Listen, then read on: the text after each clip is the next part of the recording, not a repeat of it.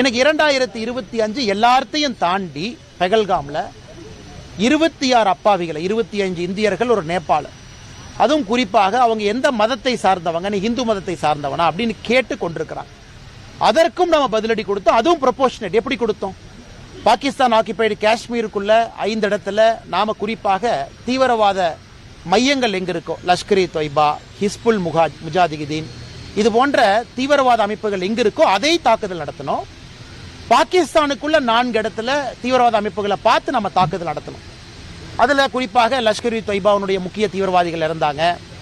America போன்ற நாடுகள் அந்த ப்ரொஸ்கிரைப்டு சாங்ஷன் லிஸ்ட், யாரு மேலாம் நாங்கள் நடவடிக்கை எடுக்க போறோம்னு சொன்னவங்க மேல நாம தாக்குதல் நடத்தியிருந்தோம்.